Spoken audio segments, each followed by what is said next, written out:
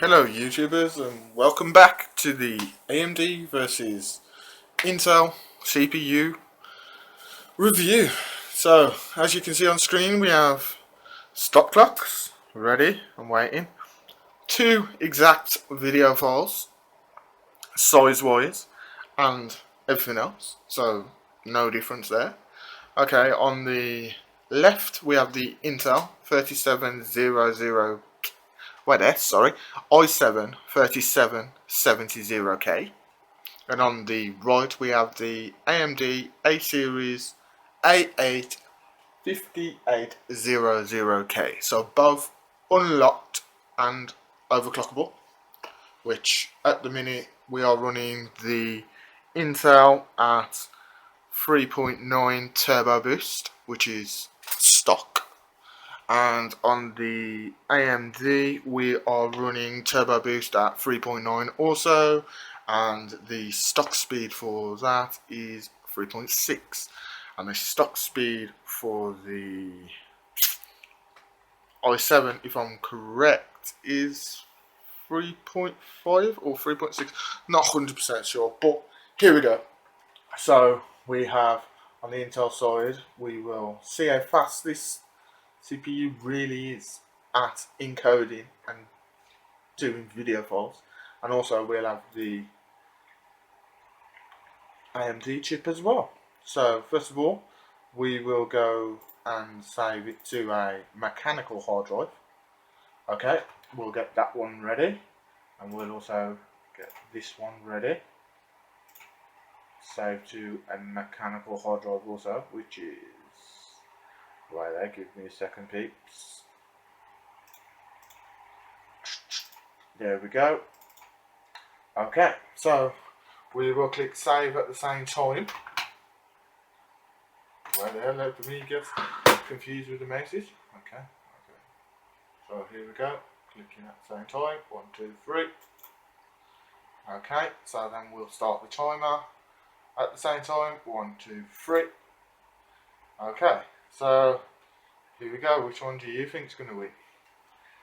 Don't forget, the CPU on this side only cost 60 to 80 pounds, and we've already proven that when it comes to gaming, this CPU here smashes that one.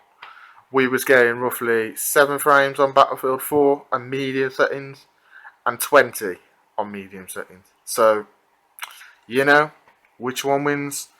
I'll let you decide, but in my opinion, 7 frames a second is utter rubbish. Okay, this CPU here is meant to be an encoding and decoder CPU, so hopefully we should see the Intel win. But by how much? That's the thing. Don't forget, you're paying a £200 more on the Intel side of the chip. Yes, you pay for the name, but AMD, so far, not doing too bad.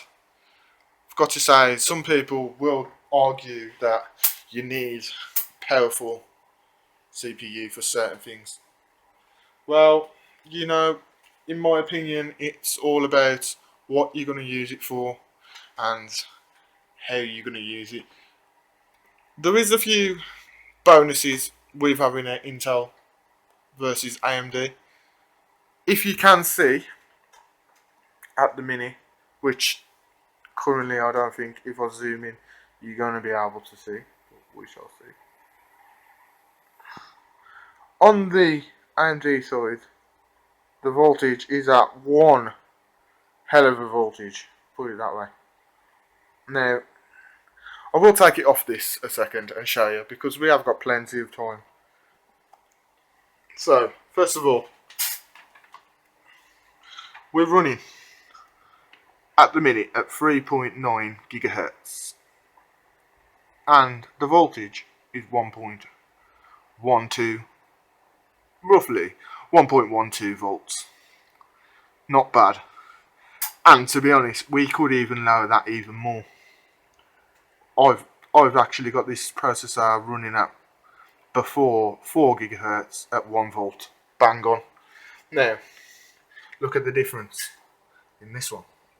Now this one is running at 3.892, which is just under 3.9 GHz. So you got to factor in that it's running a bit slower and not so efficient. And look at the voltage.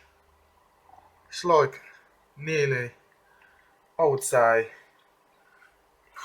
too high in my opinion. But the heat generated in that instance is going to be the form factor inside the case. If you want it running cool and you like to use less power, Intel may be the way to go. But there's another but here. At the minute, the Intel is on 56. Whoa, sorry about that. I'm sorry that the camera just wobbled. Let me get back to what I was just saying. At the minute, the Intel is running cooler, faster. Well, not faster in clock speed, but it's working faster. It's 2 times as fast at the minute. The Intel has done 60%, and the AMD is only at 30, so it's double the speed. But it's 3 times the price. So, is it compelling? We'll let you decide on that one. But for video editing, I would say yes, Intel does definitely improve over the AMD. But that's the thing. If you only edit, that's all, and you just want to edit in PC, and you just want to do videos, and you just want to get them done as quick as possible, then yes, I would say go with Intel. If you want to do a little bit of editing and a little bit of gaming, not high-end gaming, but if you knock it down to 720, you can have a good experience gaming on high settings in Battlefield. I have actually played Battlefield on 720 on the AMD chip itself. On the AMD. Oh wait, the screen's just gone blank. Sorry about that. Okay, on the AMD chip on 720, and it was fine.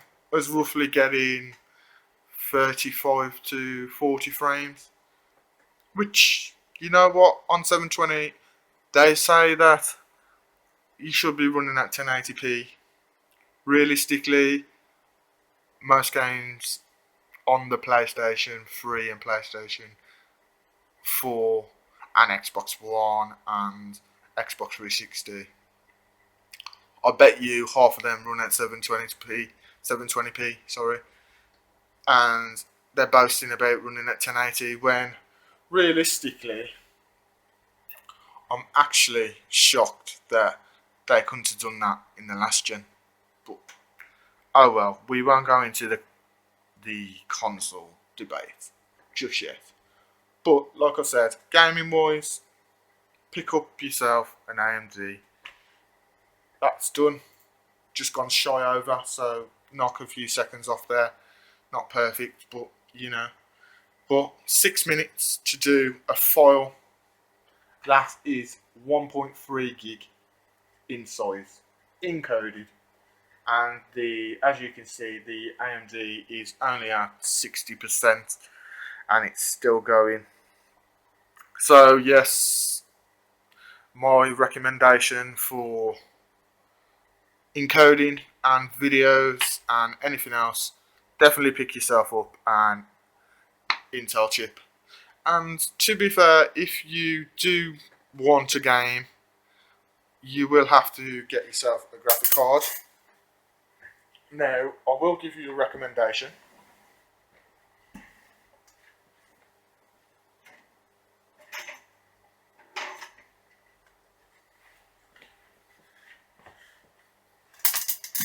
Okay, I'm back. We'll give you a recommendation. Now, this is the graphic card I currently use with the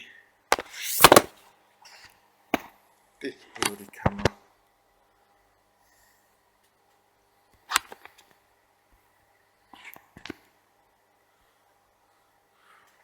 with the Intel chip. Okay, it says it's a 7800 series.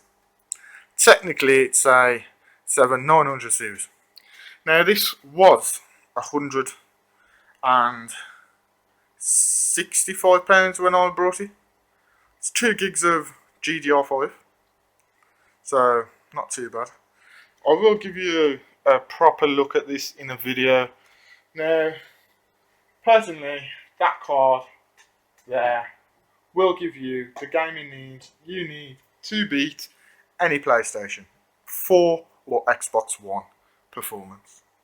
Now, it's not always about beating and being better and blah de blah, but you want a silky smooth experience when you play games.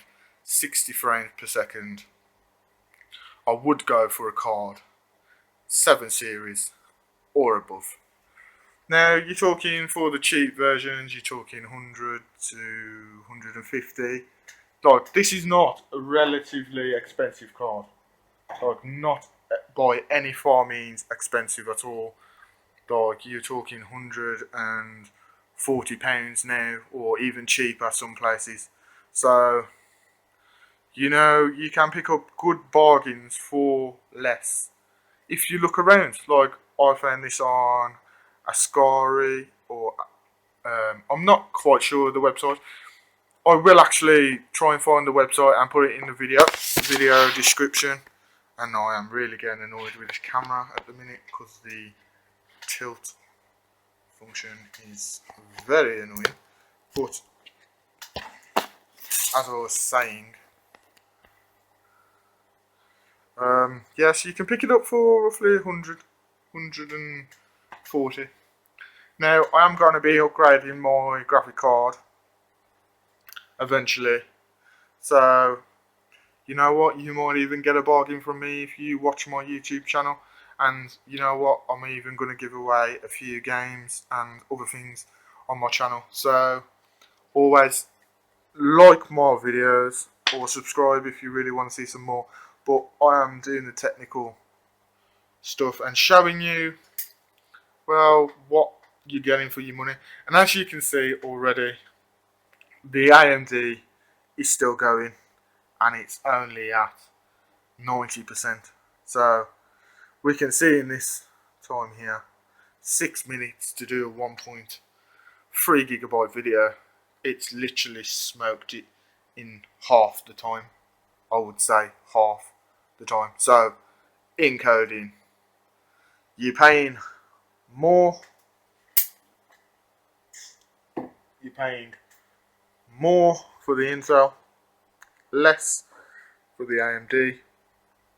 But if you pair the Intel with a graphics card, you are getting some very good performance. And also, it has to be said that when you pair a graphic card with the Intel, you will get slower encoding speed, because it will actually use the graphic card to encode instead of the CPU. You will have to configure that so it does work correctly.